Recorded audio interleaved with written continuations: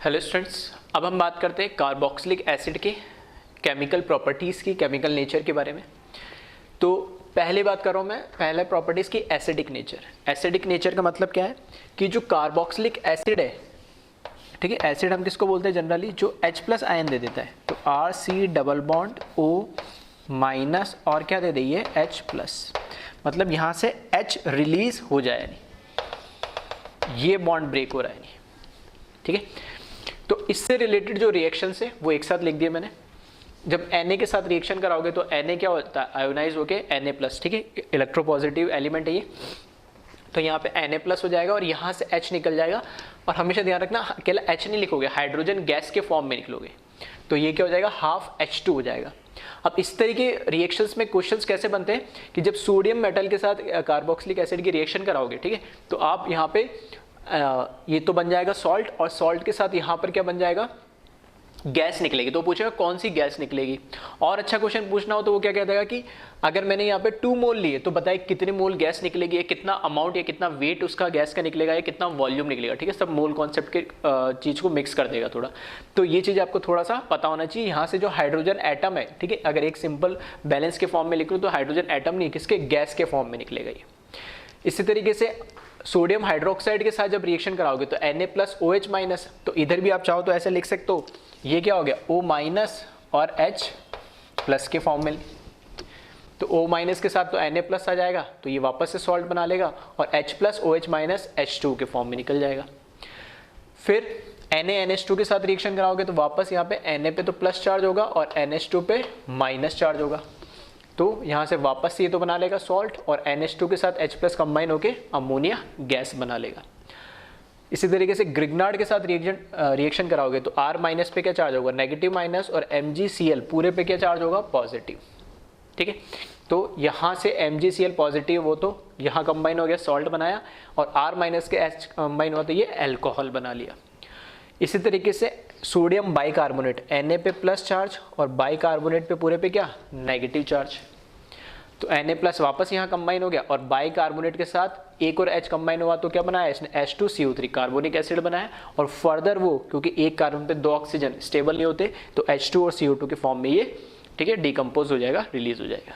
तो ये एक टाइप की रिएक्शन है जिसमें यहाँ पर ये वाला H है वो ब्रेक हो रहा है एसिड का। नेक्स्ट हम देखें तो इस केस में यहाँ पर अगर मैं बात करूँ तो कौन सा बॉन्ड ब्रेक हो रहा है, C और O। यहाँ पर तो O और H बॉन्ड ब्रेक हो रहा था, और यहाँ पर C और O का बॉन्ड ब्रेक हो रहा है। एक रिएक्शन हमने पढ़ी है अल्कोहल के अंदर PCl3 की, ठीक है, और वहाँ शॉर्ट ट्रिक भी मैंने बताया था। तो PCl3 की, और वहाँ पे इसकी कार्बोक्सिलिक एसिड की रिएक्शन भी मैंने बताई थी PCl3 के साथ, ठीक है। तो Cl जुड़ जाता है OH हट के। तो सेम रिएक्शन PCl3 के साथ जैसे होती है वैसे PCl5 के साथ भी होती है, और सेम रिएक्शन SOCl2 के साथ भी होती है, ठीक है। हालांकि हमने SOCl2 और PCl5 के लिए, इसके लिए अल्कोहल के लिए अल्कोहल के लिए तो रिएक्शन देखी थी, एसिड की नहीं देखी थी। लेकिन ठीक है, PCl3 के अंदर हमने बताया था शॉर्ट फॉर्म में कि किस तरीके से रिएक्शन होती है, PCl5 को कैसे भी समझ लो, तो सेम रिएक्शन होती है। तो आपको सिर्फ रीजेंट ध्यान रखना, SOCl2 हो, PCl3 हो या PCl5 हो, ठीक है, ये OH बॉन्ड टूट के वहां पर क्या Cl लग जाएगा, असाइल क्लोराइड बना लेता है ये। नेक्स्ट रिएक्शन अगर मैं बात करूं, यहाँ पे कार्बोक्सिलिक एसिड अमोनिया के साथ रिएक्शन कर रहा है। तो एक तरीके से ये तो क्या है, एसिड है, और ये क्या है, बेस। तो एसिड बेस रिएक्शन हो रही है, ठीक है, एसिड बेस रिएक्शन हुई। तो वापस से आप एसिड बेस हुई तो सेम यही काम, ठीक है, यहाँ से O- और यहाँ पे H+, ठीक है। ये अपने इसके पास जो लोन पेयर है वो इसको H+ को देगा तो क्या बना लेगा, NH4+ और O-, ठीक है। इस तरीके से आप चाहो तो लिख सकते हो, ये अपने लोन पेयर से इस H+ पर अटैक करेगा और ये NH4+ बना लेगा, ये O- बना। फिर इसको जब आप हीट करेंगे तो देखना यहाँ से वाटर निकल जाएगा, पानी, तो H2 और O, ये ठीक है, यहाँ से H2 निकल जाएगा, यहाँ से O, तो O हट जाएगा, H2 हट जाएगा तो क्या बचेगा, NH2। तो H2 तो यहाँ से निकल गया, और C double bond NH2 amide बन जाता है, ठीक है। इस सॉल्ट को हीट करेंगे तो हम क्या बन जाएगा, अमाइड। फिर रिएक्शन करा दी P2O5 के साथ, और P2O5 क्या होता है, डिहाइड्रेटिंग एजेंट होता है। तो ये क्या करेगा, फर्दर H2 और निकाल देगा। तो वापस नाइट्रोजन पे 2 जो हाइड्रोजन बॉन्ड है वहां से H2, और ये डबल बॉन्डेड इसको O, तो इसके भी 2 बॉन्ड फ्री हो गए, इसके भी 2 बॉन्ड फ्री हो गए। मतलब यहां से भी इसने क्या कर दिया, इसको ब्रेक कर दिया और यहाँ से भी 2 हाइड्रोजन के बॉन्ड ब्रेक कर दिए, तो C और N आपस में कंबाइन होकर साइनाइड बना लेते हैं, ठीक है। तो ये भी एक इंपॉर्टेंट रिएक्शन है जिसको आप ध्यान रखिए। Method of preparation of cyanide भी हो गया ये। अमाइड भी इससे बना सकते हैं और अमाइड से फर्दर हम साइनाइड भी बना सकते हैं। नेक्स्ट रिएक्शन, ठीक है, ये हम पढ़ चुके हैं रिडक्शन में। रिडक्शन में हमने क्या बोला था, लिथियम एल्यूमिनियम हाइड्राइड, ठीक है, ये क्या है, रिडक्शन है। रिडक्शन के अंदर हमने बोला था शॉर्ट ट्रिक में क्या करना है, एक पाई बॉन्ड को ब्रेक कर देना है, और रिडक्शन का मतलब क्या, एडिशन ऑफ हाइड्रोजन। तो इधर भी H ऐड कर दो, एक बॉन्ड जो ब्रेक करा उधर भी H ऐड कर दो। तो देखो यहाँ पर भी एक और H ऐड कर दोगे यहाँ पर, और यहाँ पर भी एक और H ऐड कर दोगे, ठीक है। तो ये क्या बना लेगा, अच्छा इस केस में OH बना लेगा, तो यहाँ से H2 निकल जाएगा, ठीक है, ठीक है। वैसे भी कर सकते हो, हाँ यहाँ पर क्या करूँ, दोनों बॉन्ड को ब्रेक करना है। शॉर्ट ट्रिक में क्या करना है, ये ऑक्सीजन C और ऑक्सीजन के जो दोनों बॉन्ड है, ठीक है, रिमूवल ऑफ ऑक्सीजन या एडिशन ऑफ हाइड्रोजन, इन दोनों बॉन्ड को यहाँ से ब्रेक करना है और दोनों की जगह क्या लगा देना, हाइड्रोजन लगा देना है। तो यहाँ पर हमारा अल्कोहल बन जाएगा। और डिटेल में अगर आपको पढ़ना है तो हमने रिडक्शन में इसका मैकेनिज्म ऑलरेडी पढ़ चुके हैं। इसी तरीके से कार्बोक्सिलिक एसिड की रिएक्शन, यहाँ NOH से मतलब क्या है, NOH से मतलब यहाँ है, ये देख के पहचान में आना चाहिए, RR कब बनता है, कॉल बेस इलेक्ट्रोलाइसिस है ये, ठीक है, बेसिक मीडियम में हम करवाते हैं। ये क्या है, कॉल बेस इलेक्ट्रोलाइसिस है ये, ठीक है। तो मेथड ऑफ प्रिपरेशन ऑफ क्या है, एल्केन है। तो यहाँ से ये CO2 निकल जाता है इसमें, ठीक है, और CO2 और जो RR बनते हैं ये तो मिलते हैं हमें एनोड पे,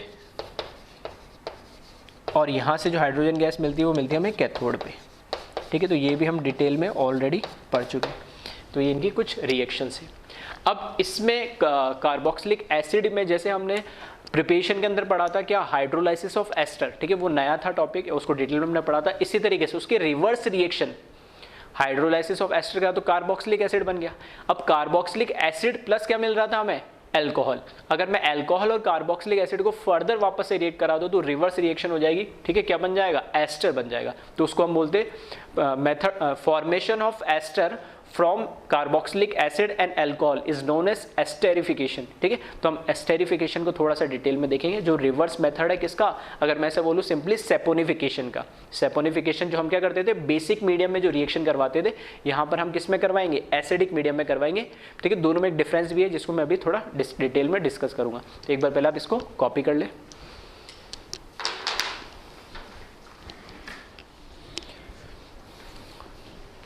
ठीक है, अब हम पढ़ते हैं एस्टेरिफिकेशन, ठीक है। तो यहाँ से आपको देखने से ही पता लग रहा होगा, कार्बोक्सिलिक एसिड की रिएक्शन अल्कोहल, ठीक है। इस तरीके से क्यों लिखा है कि आप, ठीक है, अगर आपको मैकेनिज्म नहीं पता तो अल्कोहल से क्या निकाल दो, OH, और कार्बोक्सिलिक एसिड से क्या निकाल दो, H, मतलब H2 आपको निकालना है और दोनों को कंबाइन कर दो तो ये हमारा क्या बन जाएगा, एस्टर है, वो कार्बोक्सिलिक एसिड है। तो जब एस्टेरिफिकेशन, हमने अभी स्टार्टिंग में क्या पढ़ा था कार्बोक्सिलिक एसिड में कि एस्टर की रिएक्शन वाटर के साथ करा दे, जैसे हमने बोला हाइड्रोलाइसिस ऑफ एस्टर, एसिडिक और बेसिक दोनों मीडियम में। तो यहाँ पे जो वाटर था वो हमारे लिए था सॉल्वेंट। तो वाटर एज ए सॉल्वेंट होता है in the process of hydrolysis of ester. इसका रिवर्स है, जब यहां से हमने रिएक्शन देखा तो हमें क्या मिल रहा था, अल्कोहल और कार्बोक्सिलिक एसिड। अब अगर मुझे एस्टर बनाना है तो मैं अल्कोहल को अब यहां पे एज ए क्या लूंगा, सॉल्वेंट लूंगा, ठीक है। यहां पर मेरा सॉल्वेंट कौन होगा, अल्कोहल ले लूंगा मैं, उसमें धीरे धीरे ऊपर से मैं क्या ऐड करूंगा, कार्बोक्सिलिक एसिड ऐड करूंगा। तो ठीक है, हाइड्रोलाइसिस में ध्यान रखना वाटर एज ए सॉल्वेंट होता है हाइड्रोलाइसिस ऑफ एस्टर में, और स्टेरिफिकेशन में अल्कोहल एज ए सॉल्वेंट होता है। शॉर्ट ट्रिक के लिए यहाँ से OH और यहाँ से एसिडिक H निकाल दो, H2 निकाल के, और ये एस्टर बना दो। अब ये रिएक्शन कैसे हो रही है इसको हम देखते हैं। तो इसकी मैकेनिज्म की अगर मैं बात करूँ,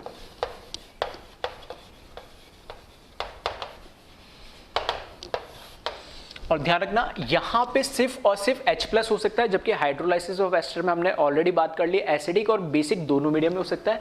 ये सिर्फ एसिडिक में ही क्यों है, बेसिक में क्यों नहीं हो सकता, उस पर भी हम अभी आगे डिटेल में बात करेंगे। तो पहले हम इसका मैकेनिज्म देख लेते हैं। जो एसिड होता है वो एसिडिक मीडियम में जो H+ होता है, तो एसिड के पास ये जो ऑक्सीजन है ये अपने लोन पेयर से इस H प्लस के साथ क्या करता है, बॉन्ड बना लेता है, इसको एब्स्ट्रैक्ट कर लेता है, तो ये बना लेगा यहाँ पे R1C double bond OH plus और यहाँ पर OH। पॉजिटिव चार्ज स्टेबल नहीं होगा, ठीक है, तो ये क्या करेगा, यहाँ से पाई बॉन्ड ऑक्सीजन के ऊपर पॉजिटिव चार्ज हटाने के लिए शिफ्ट हो जाएगा और ये R1COH और कार्बोकैटायन पे क्या आ जाएगा, पॉजिटिव चार्ज आ जाएगा। अब जो हमारे पास अल्कोहल हमने ले रखा है, ठीक है, जो अल्कोहल हमने ले रखा है इस तरीके से मैंने लिखा है और इसके पास क्या है, लोन पेयर है, ये अटैक करेगा इस कार्बोकैटायन जो यहाँ पर बना है और ये, ठीक है, मैं यहाँ नीचे लिख देता हूँ, ये कन्वर्ट हो जाएगा R1COH ऑक्सीजन R2 हाइड्रोजन, इस पे पॉजिटिव चार्ज और यहाँ पे नीचे OH, ठीक है।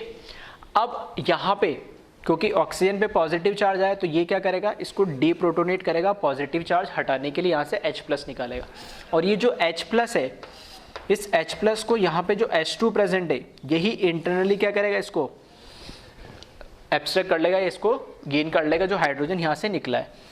तो यहाँ पे जो ऐसा मैं बोल सकता हूँ इंट्रामोलिकुलर, इसी मॉलिक्यूल के अंदर ही क्या हो जा रहा है, प्रोटॉन का एक्सचेंज हो जा रहा है, यहाँ से H प्लस निकला और यहाँ पर H प्लस जुड़ जाता है। नहीं तो यहाँ देखोगे तो ये मॉलिक्यूल कन्वर्ट हो जाएगा आपका R1OR2 बन जाएगा, यहाँ पर OH है, सॉरी यहाँ पर ये कार्बन आ जाएगा, तो यहाँ पर है कार्बन, इससे जुड़ा हुआ है R1 और नीचे क्या आ गया, OH2 और इस पर पॉजिटिव चार्ज आ गया। अब ये H2 प्लस जो है, OH पुअर लिविंग ग्रुप होता है, लेकिन जैसे इस पर पॉजिटिव चार्ज आया ये क्या हुआ, गुड लिविंग ग्रुप में कन्वर्ट हो गया। तो यहाँ से क्या होगा, H2 निकल जाएगा और ये बन जाएगा COHOR2, यहाँ से R1 और प्लस यहाँ से H2 लीव कर जाएगा। अब क्योंकि कार्बन पे क्या आ गया, बॉन्ड टूटते इस पे क्या आ जाएगा, पॉजिटिव चार्ज आ जाएगा। तो अब ये वाला ऑक्सीजन तो नहीं देना चाहता, लेकिन ये वाला ऑक्सीजन इसको दे सकता है। क्यों, क्योंकि ये जब इसके साथ पाई बॉन्ड बनाएगा तो इस पर पॉजिटिव चार्ज आएगा, तो H प्लस हटा के डीप्रोटोनेट हो सकता है, लेकिन ये R2 नहीं हटाना चाहेगा, ठीक है। इस वजह से ये वाला ऑक्सीजन इसको दे रहा है और ये कन्वर्ट हो जा रहा है इसमें C double bond OH positive charge OR2 और यहाँ पर R1 और नेक्स्ट स्टेप में क्या होता है, ये डीप्रोटोनेट हो जाएगा और डीप्रोटोनेट होने के बाद ये बना लेगा R1C डबल बॉन्ड OR2 और यहाँ से H प्लस फिर से रिलीज हो जाएगा, जो पहले स्टेप में यहाँ पर क्या हुआ था, ठीक है, इसने गेन करा था। तो ये एस्टेरिफिकेशन जो हमारा मेथड है उसका मैकेनिज्म है जो एसिडिक मीडियम में ही होता है, ठीक। अब कुछ डिफरेंस है, एक हमने वहाँ पढ़ा था बेसिक मीडियम में जो हम हाइड्रोलाइसिस ऑफ एस्टर करवाते हैं उसको हमने एक नाम दिया था सेपोनिफिकेशन। तो सेपोनिफिकेशन और एस्टेरिफिकेशन में बात करूँ तो सेपोनिफिकेशन होता है बेसिक मीडियम में, और मैंने बोला था सेपोनिफिकेशन बेसिक मीडियम में हाइड्रोलाइसिस ऑफ एस्टर को बोलेंगे, एसिडिक मीडियम में हाइड्रोलाइसिस ऑफ एस्टर को सेपोनिफिकेशन नहीं बोलेंगे। तो सेपोनिफिकेशन होता है बेसिक मीडियम में और एस्टेरिफिकेशन होता है एसिडिक मीडियम में। सेपोनिफिकेशन के अंदर सॉल्वेंट होगा हमारे पास वाटर और एस्टेरिफिकेशन में हमारे पास सॉल्वेंट होगा अल्कोहल, ठीक है। अब मैं नॉर्मल हाइड्रोलाइसिस ऑफ एस्टर और एस्टेरिफिकेशन में डिफरेंस बात करूं तो एस्टेरिफिकेशन सिर्फ और सिर्फ एसिडिक मीडियम में होता है, जबकि hydrolysis of ester acidic as well as basic दोनों मीडियम में हो जाता है। तो ये बेसिक मीडियम में क्यों नहीं होता है, ये बेसिक मीडियम में इसलिए नहीं होता है क्योंकि यहां पर हमने ऑलरेडी एक एसिड ले रखा है।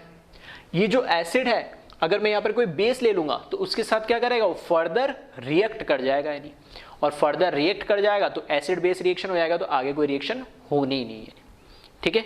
तो मैंने 2-3 पॉइंट्स बता दिए, तो चाहो तो आप लिख लेना खुद से क्या डिफरेंस है। एस्टेरिफिकेशन फिर से बोल रहा हूँ, ठीक है, खुद से लिख लेना। Esterification occurs only in acidic medium while hydrolysis of ester occurs in both acidic as well as in basic medium.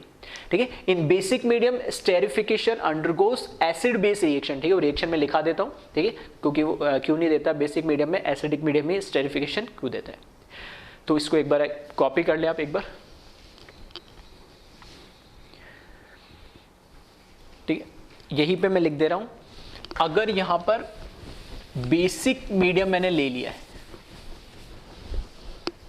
इसको मैंने चेंज करके यहाँ पर बेसिक मीडियम मैंने ले लिया. तो जैसे मैंने बेसिक मीडियम ले लिया तो ये तो क्या हुआ, ये तो है एक एसिड और ये क्या है, एक बेस है. तो यहाँ से एसिड बेस रिएक्शन हो जाएगी और यहाँ से ये क्या करेगा, H प्लस इसका एब्स्ट्रैक्ट कर लेगा और ये कन्वर्ट हो जाएगा R1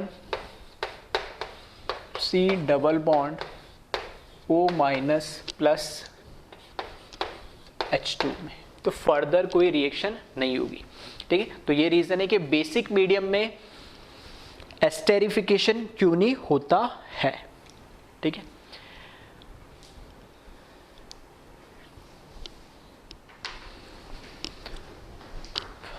ठीक है. एस्टर के बारे में एस्टेरिफिकेशन जो हमने पढ़ा है, ठीक है, वही पॉइंट लिखा है मैंने. Alcohol is solvent in esterification while water is solvent in hydrolysis of ester.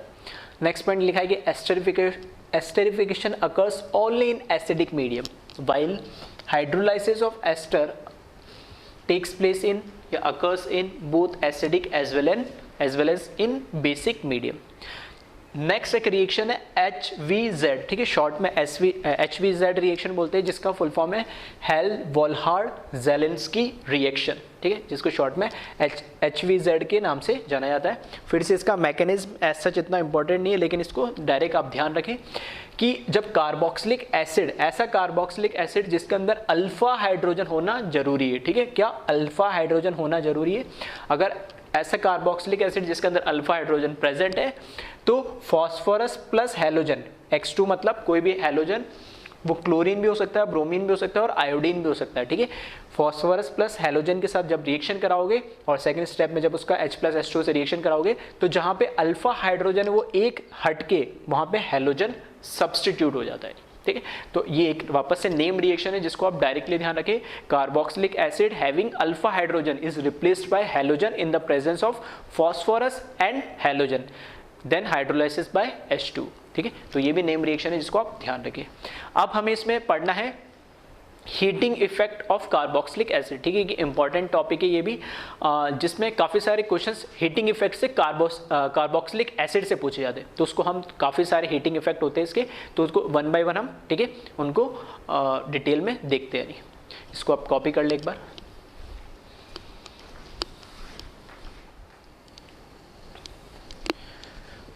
अब स्टार्ट करते हैं हम हीटिंग इफेक्ट. ठीक है, हीटिंग इफेक्ट का मतलब है कि हीट करने पे जनरली कार्बोक्सिलिक एसिड के जो डेरिवेटिव्स या कंपाउंड की बात करो तो हीट करने पे उसमें कुछ ना कुछ मॉलिक्यूल क्या हो जाता है, एलिमिनेट हो जाता है. मैं ऐसे बोल सकता हूँ एक डीकम्पोजिशन रिएक्शन है, हीट करने पे ब्रेकआउट हो जाता है. तो जैसे हम रिएक्शन मैकेनिज्म में हमने स्टार्टिंग में पढ़ा था एलिमिनेशन रिएक्शन. तो एलिमिनेशन रिएक्शन क्या होती है, एक मॉलिक्यूल में से एक छोटा मॉलिक्यूल का निकल जाना. ठीक है, तो इस तरीके की ये एलिमिनेशन रिएक्शन है. तो अलग अलग टाइप की रिएक्शन है. तो उसमें फर्स्ट रिएक्शन है सोडा लाइम डीकार्बोक्सिलेशन. ठीक है, ये सोडा लाइम डीकार्बोक्सिलेशन. ठीक है, ये भी एक इंपॉर्टेंट रिएक्शन है, तो इसको आप ध्यान रखें. क्या नाम है और नाम कैसे दिया गया उसको हम समझते हैं. कोई भी कार्बोक्सिलिक एसिड है उसको हम सोडियम हाइड्रोक्साइड और कैल्शियम ऑक्साइड दोनों के प्रेजेंस में जब हीट करेंगे तो हमें अल्कोहल मिलेगा और CO2 मिलेगा. एक्चुअल में हो क्या रहा है, अगर मैं इफेक्टिव शॉर्ट ट्रिक के अकॉर्डिंग देखूं तो यहां पर जो कार्बोक्सिलिक एसिड का CO2 है, ये CO2 क्या हो जा रहा है, एलिमिनेट हो जा रहा है और ये R से डायरेक्ट क्या हो जा रहा है, H अटैच हो रहा है. तो यहाँ पर मुझे एल्किन मिल जाएगा या ये हाइड्रोकार्बन मिल जाएगा, प्लस यहाँ से क्या हो जाएगा, CO2 निकल जाएगा. डायरेक्टली आप ऐसे ध्यान रख सकते हैं.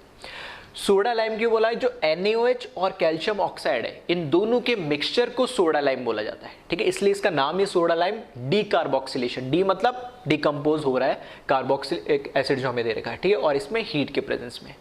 तो अब यहां पर हम देखते हैं रिएक्शन हो कैसे रही. ठीक है, तो मैकेनिज्म की अगर इसकी बात करें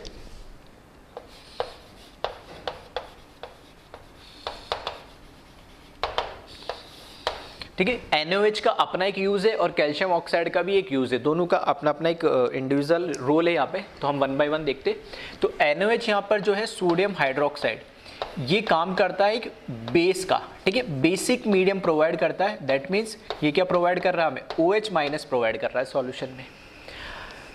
ये जो बेस इसने दिया है ये क्या करता है, कार्बोक्सिलिक एसिड है, उस कार्बोक्सिलिक एसिड में हमें पता है ये एसिडिक हाइड्रोजन है, इस एसिडिक हाइड्रोजन को क्या करता है ये बेस एब्स्ट्रैक्ट कर लेगा, ठीक है, इस तरीके से, और ये बना लेगा एसिड बेस रिएक्शन करके RC double bond O minus plus H2। Reaction forward direction में क्यों जाएगी, क्योंकि यहाँ पर, ठीक है, यहाँ पर हमारे पास ये है स्ट्रॉन्ग एसिड और जो यहाँ पर H2 है ये कैसा है, वीक एसिड है। तो हमें पता है रिएक्शन कहाँ से मूव करेगी, हमेशा स्ट्रॉन्ग टू वीक, ठीक है। तो रिएक्शन इसलिए फॉरवर्ड डायरेक्शन में ज़्यादा जाएगी। नेक्स्ट स्टेप में जो हमारे पास ये कार्बोक्सिलेट आयन है, ठीक है, नेक्स्ट स्टेप में जो हमारे पास कार्बोक्सिलेट आयन है, तो RC double bond O minus.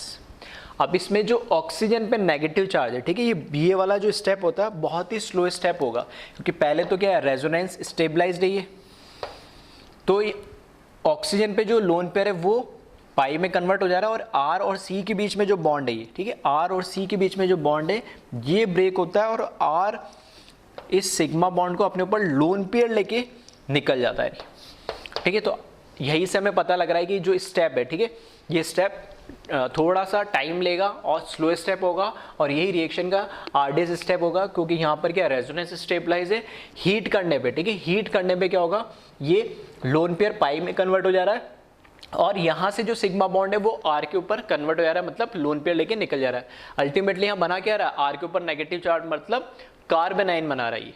तो यहाँ से आर नेगेटिव प्लस CO2 यहाँ से निकल जाएगा। यही रिएक्शन का क्या होगा, स्लोवेस्ट स्टेप है, दैट मीन्स आरडीएस स्टेप है, और ये हीट करने से, इन द प्रेजेंस ऑफ हीटिंग, ठीक है, हीट करने से ये यहाँ से CO2 निकल जा रहा है। अब हो क्या रहा है, CO2 जो निकल रहा है वो तो हो गया अलग रिएक्शन में। अब जो कार्ब एनाइन है, ये कार्ब एनाइन क्या करेगा, क्योंकि हाईली कैसा होगा, अनस्टेबल होगा, और ये रिएक्शन की रेट अगर मुझे बढ़ानी है तो जो कार्बन आयन बनेगा उसकी स्टेबिलिटी भी ज़्यादा होनी चाहिए, तभी रिएक्शन क्या करेगी, फॉरवर्ड डायरेक्शन में जाना चाहिए।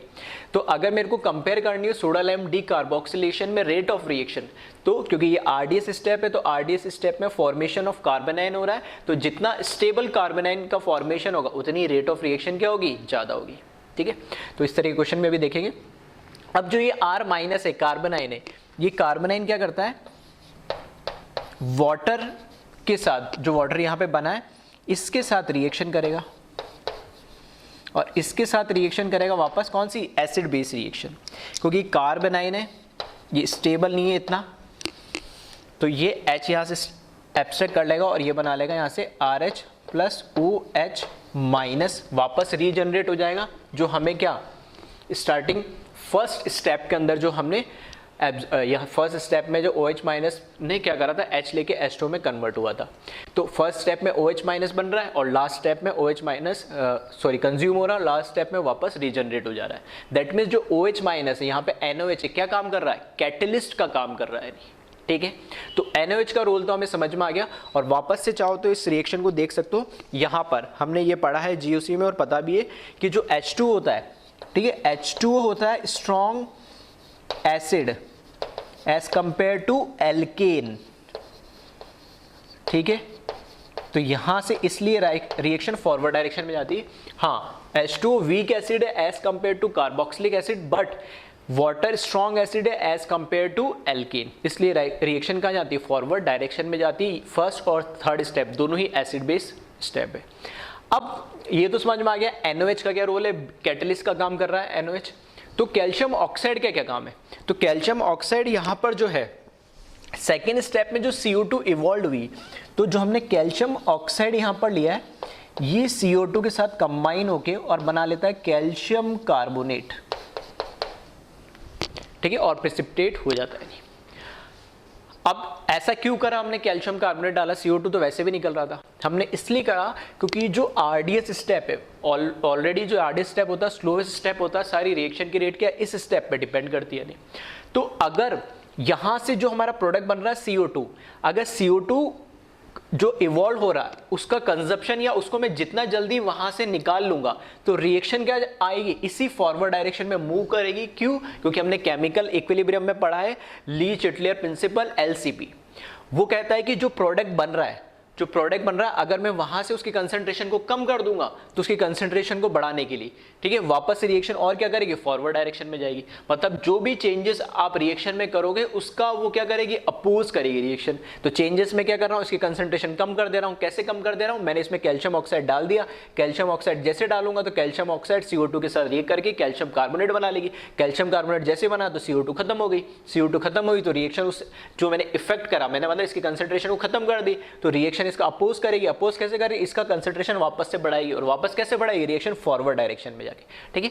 तो ये LCP ली चिटलियर प्रिंसिपल की एप्लीकेशन है यहाँ पे कि CO2 के साथ कैल्शियम ऑक्साइड रिएक्ट करके कैल्शियम कार्बोनेट बना ले रहा, ताकि हम चाहेगी रिएक्शन, क्योंकि स्टेप बहुत स्लो है, ठीक है। कार्बोनाइन की स्टेबिलिटी के साथ साथ यहाँ पर अगर मैं जो दूसरा हमारा बाय प्रोडक्ट CO2 बन रहा है, अगर मैं इसको भी निकालता रहूँ तो रिएक्शन और ज्यादा क्या करेगी, फॉरवर्ड डायरेक्शन में मूव करेगी, ठीक है। तो यहाँ पे NOH एज ए कैटलिस्ट है और CO हमने ऐड करा है CO2 के साथ रिएक्ट करने के लिए, ताकि मैं रेट ऑफ रिएक्शन को बढ़ा सकूं, ठीक है। तो दोनों का अपना अपना एक इंपॉर्टेंस है, क्लियर है, ठीक है। अब हम इसकी कैरेक्टरिस्टिक की अगर बात करें, ठीक है, तो रिएक्शन की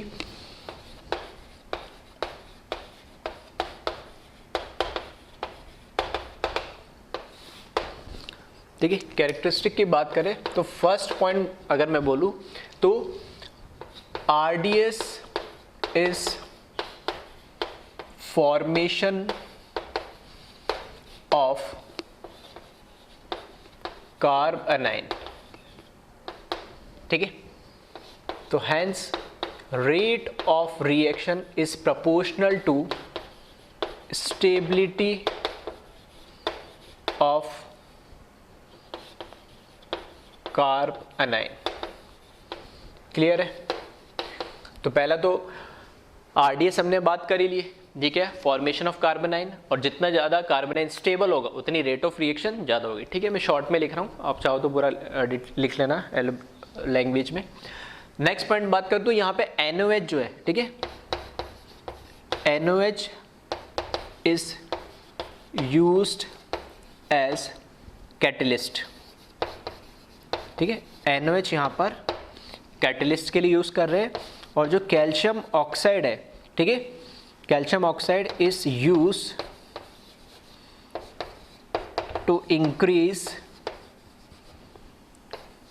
रेट ऑफ रिएक्शन, क्लियर है। दूसरी एक चीज और लिख लेना यहाँ पे, जो सोडा लाइम बोला गया है, ठीक है, तो ये जो सोडा लाइम है ना, ये सोडा लाइम दोनों के मिक्सचर को बोला जाता है। सोडा लाइम मिक्सचर क्या होता है, soda lime mixture is combination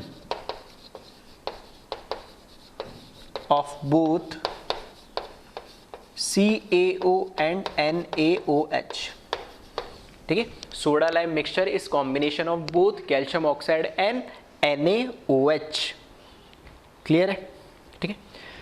तो इसको कॉपी कर ले, और एक दो पॉइंट और है, देखो। अब क्योंकि इसमें जो हमारा इंटरमीडिएट बन रहा है वो क्या बन रहा है, कार्बनाइन बन रहा है, और कार्बनाइन में हमें पता है कि रीअरेंजमेंट भी पॉसिबल नहीं है, ठीक है। तो इसको एक बार कॉपी कर ले, ठीक है। तो नेक्स्ट पॉइंट में यही लिख रहा हूँ,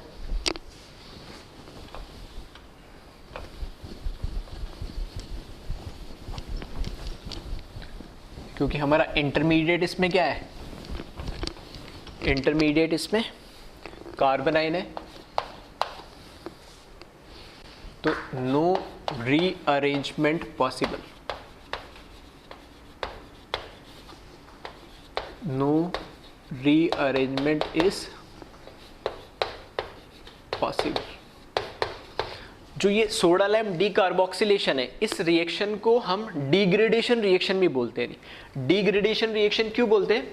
क्योंकि जो हमारे पास, ठीक है, ये मेरा अगर एसिड है और ये लास्ट में मेरे को क्या मिल रहा है, एक एल्केन मिल रहा है, तो जो फाइनल मुझे एल्केन मिल रहा है या हाइड्रोकार्बन मिल रहा है, उसके अंदर एक कार्बन कम मिलेगा, डिग्रेड हो जा रहा है, क्योंकि एक कार्बन क्या CO2 के फॉर्म में इवॉल्व हो जा रहा है। ठीक है, तो ध्यान रखना, it is also known as degradation reaction.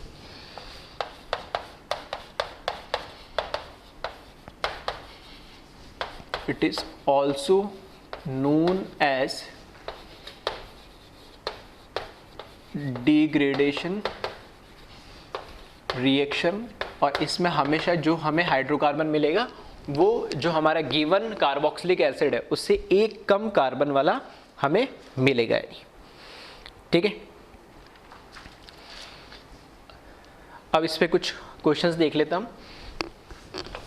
Rate of reaction से जनरली पूछे जाते हैं इसमें, तो वो हम देख लेते हैं।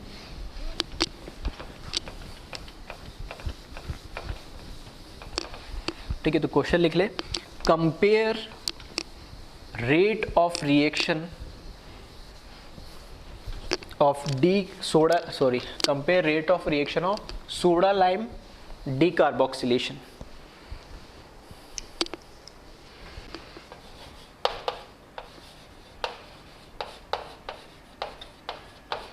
Compare rate of reaction of soda lime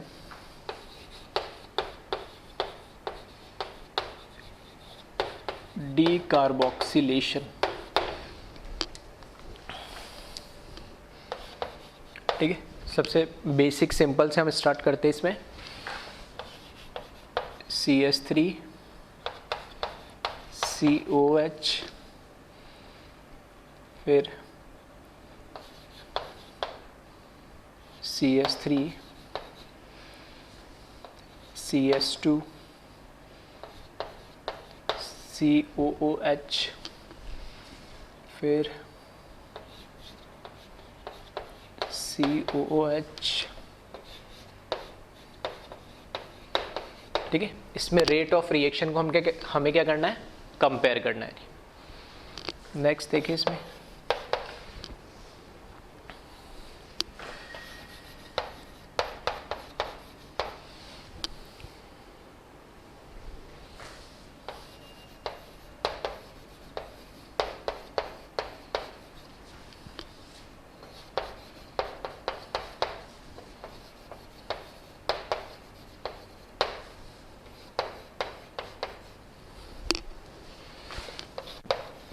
ठीक है, तो थोड़ा सा आप चाहो तो वीडियो को पॉज कर ले और ठीक है दिमाग लगाए इसमें थोड़ा सा कि किस तरीके से हम रेट ऑफ रिएक्शन को कंपेयर कर सकते हैं।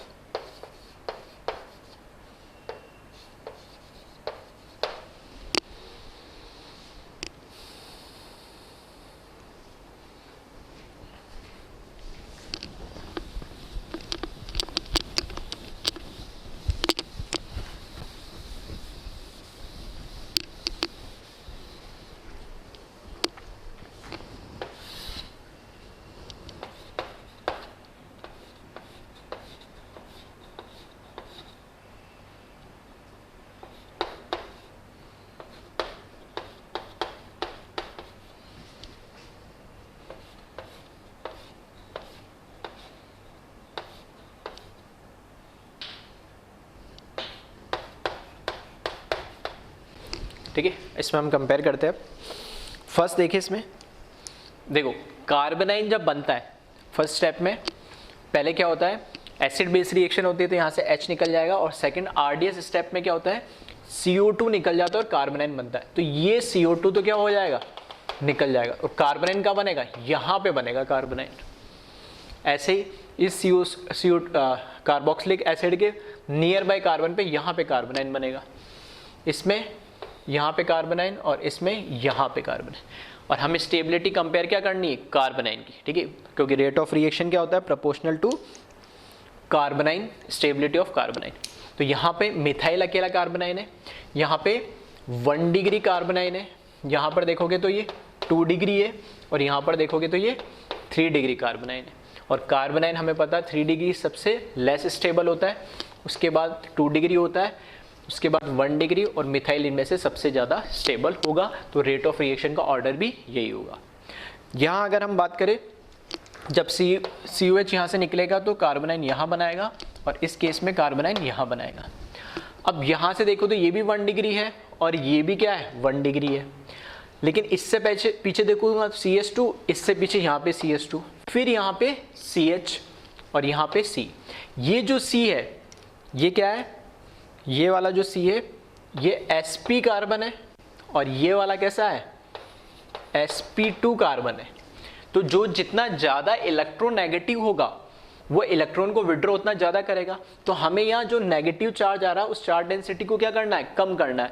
तो हमें चाहिए ऐसा ग्रुप लगाओ जो इलेक्ट्रॉन को क्या करे, विड्रॉ करे। तो sp की En वैल्यू ज़्यादा है तो इलेक्ट्रॉन यहाँ विड्रॉ करेगा ज़्यादा as compare to, sorry sp ज़्यादा करेगा as compare to sp2।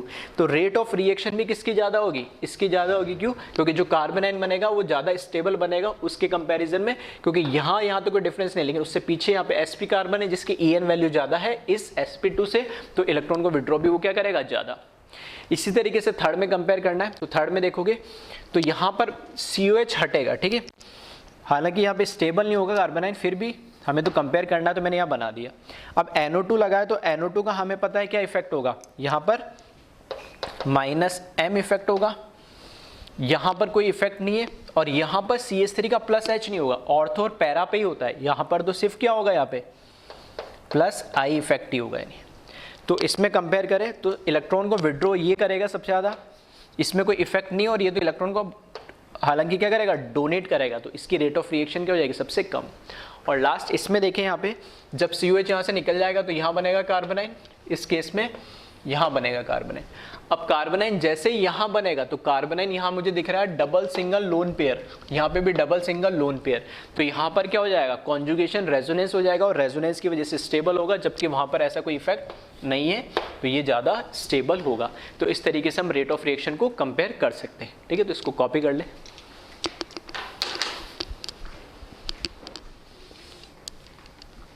Next heating effect है, वो है बीटा कीटो कार्बोक्सिलिक एसिड। ये कार्बोक्सिलिक एसिड है, इसके पास वाले कार्बन को मैंने नाम दिया अल्फा, और नेक्स्ट वाला कार्बन है ये बीटा। तो बीटा पे दिख रहा है आपको कीटोन है, तो इसको हम बोलते हैं beta keto carboxylic acid. Short trick से अगर डायरेक्ट ध्यान रखना है तो जब भी इसको हीट करोगे, ठीक है, बीटा कीटो कार्बोक्सिलिक एसिड को हीट करोगे तो कार्बोक्सिलिक एसिड के अंदर जो CO2 है, ठीक है, वो निकल जाएगा, और यहाँ CH2 से क्या H डायरेक्टली अटैच कर देना, और ये हमें, ठीक है, कार्बोनिल कंपाउंड मिल जाएगा। अब ये किस तरीके से होती है रिएक्शन, तो इसको देखें। मैकेनिज्म की अगर बात करें तो RC≡O, ठीक है, थोड़ा मैं इस तरीके से लिख रहा हूँ, CH2 C≡OH, ठीक है। ऐसे क्यों लिखा है, क्योंकि इसके मैकेनिज्म में साइक्लिक ट्रांजिशन स्टेट बनती है, नहीं, और साइक्लिक ट्रांजिशन स्टेट इसलिए बनती है क्योंकि वो भी 6 मेंबर होती है। तो ये जो ऑक्सीजन के ऊपर लोन पेयर है, ये यहाँ से क्या करता है, हाइड्रोजन प्रोटॉन के फॉर्म में निकाल लेता है, और ये जो सिग्मा बॉन्ड है इसके ऊपर लोन पेयर के फॉर्म में कन्वर्ट हो जाती है। तो यहाँ से अगर हम काउंट करें तो 1 2 3 4 5 6 member transition, cyclic transition state बनती है इसमें, ठीक है। तो इसमें 6 मेंबर्ड साइक्लिक ट्रांजिशन स्टेट बनती है, और 6 मेंबर है तो स्टेबल भी होगी। तो यहाँ से नेक्स्ट स्टेप में क्या होता है, RC≡OH, इस पे चार्ज आएगा पॉजिटिव क्योंकि अपना लोन पेयर ने डोनेट करा। यहाँ पर CH2, यहाँ पर C डबल बॉन्ड O और यहाँ ऑक्सीजन पे नेगेटिव चार्ज आ जाता है। फिर ऑक्सीजन पे जो नेगेटिव चार्ज है वो यहाँ पाई में कन्वर्ट हो जाता है, और कार्बन पे क्योंकि 4 ही बॉन्ड हो सकते हैं तो यहाँ से इस बॉन्ड को सिग्मा को ब्रेक कर देता और CH2 पे लोन पेयर कन्वर्ट हो जाता है। तो यहाँ से क्या होगा, C डबल बॉन्ड O और यहाँ पे भी C डबल बॉन्ड O लगा लेगा और ये बॉन्ड टूट जाएगा। तो ये क्या करेगा, CO2 के फॉर्म में रिलीज हो जाएगा ये। तो नेक्स्ट स्टेप में देखें, ये इस तरीके से लिख देता हूँ मैं इसको, O double bond C double bond O, ये तो निकल गया मेरे पास CO2 प्लस, उधर देखें R C double bond OH positive charge और यहाँ पे CH2 पे लोन पेयर ऑफ इलेक्ट्रॉन। क्योंकि अब यहाँ पर इस पे नेगेटिव चार्ज है और इस पे ऑक्सीजन पे पॉजिटिव चार्ज है, तो ऑक्सीजन क्या होना चाहेगा, न्यूट्रल होना चाहेगा, और इस पे नेगेटिव चार्ज है तो ये भी न्यूट्रल होने के लिए क्या करेगा, जो ये हाइड्रोजन यहाँ से रिलीज कर रहा है उस हाइड्रोजन को ये गेन कर लेगा और दोनों ही न्यूट्रलाइज हो जाएंगे। तो इंट्रामॉलिक्यूलर मैं ऐसे बोल सकता हूँ एसिड बेस रिएक्शन हो रही है, ठीक है, एक ही मॉलिक्यूल के अंदर हो रहा है। तो फाइनल मुझे मिल जाएगा RC डबल बॉन्ड CH3, ठीक है। तो इस तरीके से साइक्लिक ट्रांजिशन स्टेट बन के मैकेनिज्म होता है। ये जो रिएक्शन होती है जनरली हीटिंग वाली, ठीक है, मैंने पहले ही बोला था कि कैसी एलिमिनेशन रिएक्शन होती है और ये एक मॉलिक्यूल से 2 मॉलिक्यूल में कन्वर्ट हो रहे हैं, तो एंट्रोपी बढ़ती है ऐसी रिएक्शन की। तो ये इनको बोलते हैं एंट्रोपी ड्रिवन रिएक्शन भी बोलते हैं कि एंट्रोपी इनकी क्या करती है, फोर्स करती है इस रिएक्शन को होने के अंदर, ठीक है। तो इसको एक बार आप कॉपी कर ले और कुछ एक आध एग्जाम्पल इसमें हम देख लेते हैं, थोड़ा और आपको आइडिया लग जाएगा इससे, ठीक है। तो एक इलस्ट्रेशन में लेता हूँ इसमें,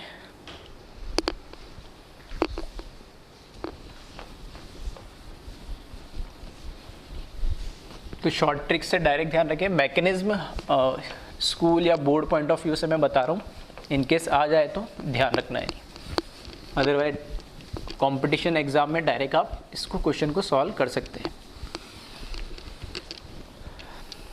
अगर हमारे पास इस तरह का कोई मॉलिक्यूल दे रखा है ना,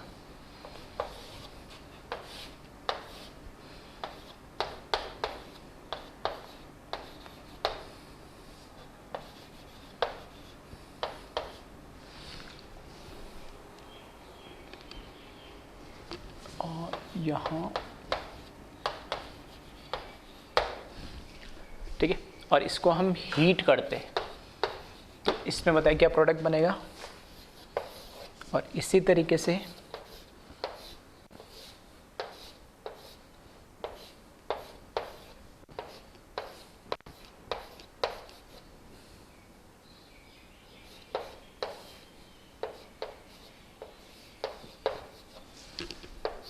और इसको हीट करने पे क्या बनेगा, ठीक है, दोनों के आप प्रोडक्ट इसमें बताएं। देखो फर्स्ट में मुझे दिख रहा है यहाँ पर ये कार्बोक्सिलिक एसिड है, ये क्या होगा, अल्फा होगा, और ये क्या हो गया, बीटा हो गया। इससे नेक्स्ट कार्बन क्या होगा, बीटा, तो बीटा कीटो कार्बोक्सिलिक एसिड है, तो इसमें क्या होगा, यहाँ से सिंपली मैं क्या करूँगा, CO2 निकाल दूंगा, तो CO2 यहाँ से निकल जाएगा प्लस, और ये हट के वहाँ पर बस क्या लग जाएगा, H लग जाएगा। तो यहाँ लगा दिया मैंने H, ये लगा दिया CH3 और C डबल बॉन्ड CH3 और यहाँ पर D, ठीक है। यहाँ पर ये अभी भी कायरल सेंटर था ये, और अभी भी कायरल सेंटर है।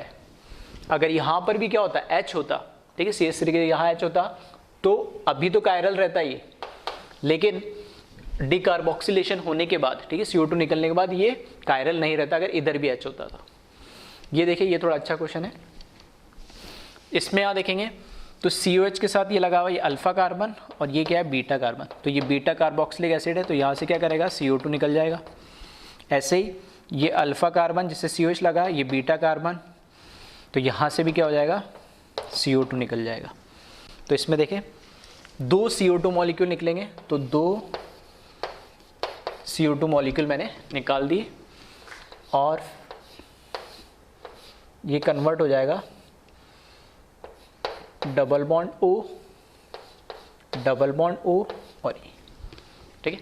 तो ऑब्जेक्टिव क्वेश्चन है तो हो सकता है ये ऑप्शन आपको नजर ना आए और आपको पहचान में भी आ गया कि डी कार्बोक्सिलेशन है, 2 CO2 तो निकल गया, लेकिन ये ऑप्शन में अगर आपको नजर नहीं आए तो इसका दूसरा फॉर्म आपको नजर आ सकता है, इसका टॉटोमर। कैसे? 1 2 3 1 2 3 1 2 पे जो डबल बॉन्ड है वो 2 3 पे शिफ्ट हो जाएगा और 3 पे जो हाइड्रोजन है वो 1 पे चला जाएगा। सेम 1 2 से डबल बॉन्ड 2 3 पे शिफ्ट हो जाएगा, 3 से हाइड्रोजन 1 पे चला जाएगा। ट्रायड बनाया यहाँ पे, तो ये हो सकता है आपको ऑप्शन में मिले। तो यहाँ पर तो हो जाएगा 1 पे H आ जाएगा और ये ऐसे कन्वर्ट हो जाएगा और यहाँ पर भी O पे H आ जाएगा और ये इस तरीके से कन्वर्ट हो जाएगा। ये पाई बॉन्ड पहले से था। जनरली हम बोलते हैं कीटो फॉर्म ज़्यादा स्टेबल होता है इनोल फॉर्म से, लेकिन इस केस में जब कीटो, ये कौन सा फॉर्म है इसका? कीटो फॉर्म है।